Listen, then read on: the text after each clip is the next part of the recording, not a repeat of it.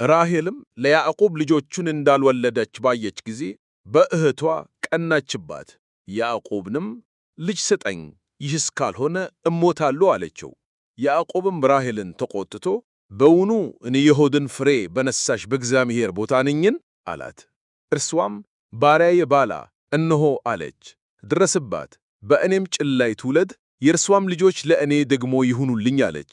ባሪያዋን ባላንም ሚስት ትሆነው ዘንድ ለእርሱ ሰጠችው።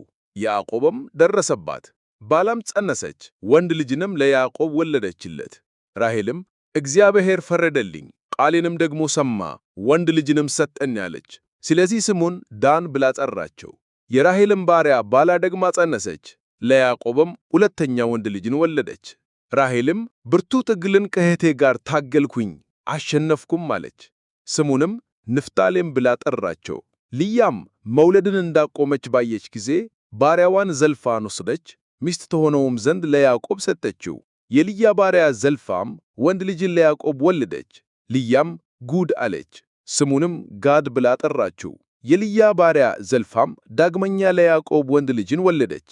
ልያም ደስታ ሆነልኝ፣ ሴቶች ያመሰግኑኛልና አለች። ስሙንም አሴር ብላ ጠራቸው።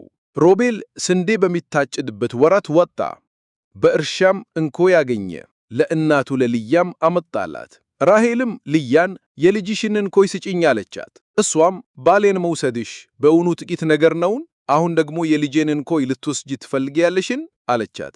ራሔልም እንኪያስ ስለ ልጅሽ እንኮይ በዚች ሌሊት ከአንቺ ጋር ይተኛል አለች። ያዕቆብም ሲመሽ ከዱር ገባ። ልያም ልትቀበለው ወጣች፣ እንዲህም አለችው፣ ወደ እኔ ትገባለህ? በልጄ እንኮይ በርግጥ ተከራይቼሃለሁና። በዚያችም ሌሊት ከእርሷ ጋር ተኛ። እግዚአብሔርም የልያን ጸሎት ሰማ፣ ጸነሰችም፣ አምስተኛ ወንድ ልጅንም ለያዕቆብ ወለደችለት። ልያም ባሪያዬን ለባሌ ስለሰጠሁ እግዚአብሔር ዋጋዬን ሰጠኝ አለች። ስሙንም ይሳኮር ብላ ጠራቸው።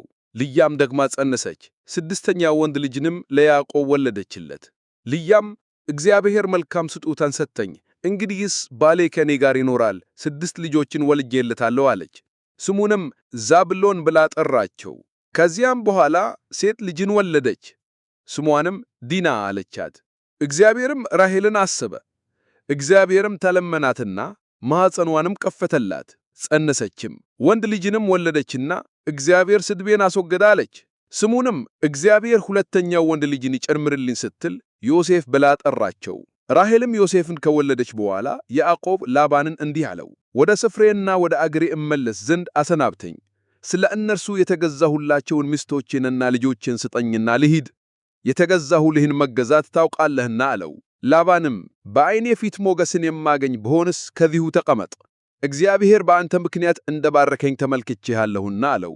ደሞዝህን ንገረኝ፣ እርሱንም እሰጥሃለሁ አለ። እርሱም አለው፣ እንዴት እንዳገለገልኩህና ከብቱን እንዴት እንደተበኩልህ አንተ ታውቃለህ።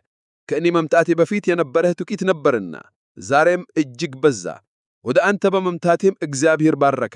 አሁንም እኔ ደግሞ ለቤቴ የምሠራው መቼ ነው? እርሱም የምሰጥህ ምንድን ነው አለው። ያዕቆብም ምንም አትስጠኝ፣ ይህንም ነገር ብታደርግልኝ እንደገና በጎችህን አበላለሁ እጠብቃለሁ አለው። ዛሬ በመንጎች በኩል አልፋለሁ፣ በዚያህም ከበጎች መካከል ዝንጉርጉርና ነቆጣ ያለበትን ጥቁሩንም በግ ሁሉ ከፍየሎቹም ነቆጣና ዝንጉርጉር ያለበትን እለያለሁ፣ እነርሱም ደሞዜ ይሆናሉ አለው። ስለዚህ በፊትህ ያለውን ደሞዜን ለመመልከት በመጣህ ጊዜ ወደፊት ጻድቅነቴ ይመሰክርልኛል። ከፍየሎቹ ዝንጉርጉርና ነቆጣ የለበትም፣ ከበጎቹ ጠቦቶችም ጥቁር ያልሆኑ ሁሉ እርሱ በእኔ ዘንድ ቢገኝ እንደ ተሰረቀ ይቆጠርብኛል አለው። ላባንም እነሆ እንደ ቃልህ ይሁን አለ።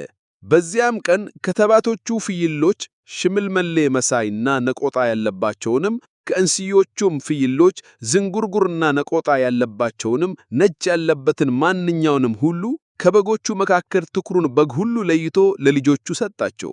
በእርሱና በያዕቆብ መካከልም የ3 ቀን መንገድ ያህል አራቋቸው። ያዕቆብም ቀሪዎትን የላባንን በጎች ይጠብቅ ነበር።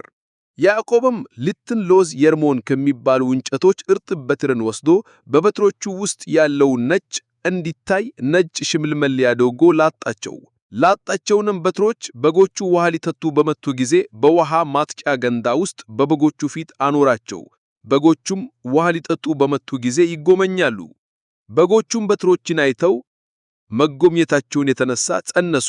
በጎቹም ሽምልምሌ መሳይና ዝንጉርጉር ነቆጣ ያለባቸውን ወለዱ።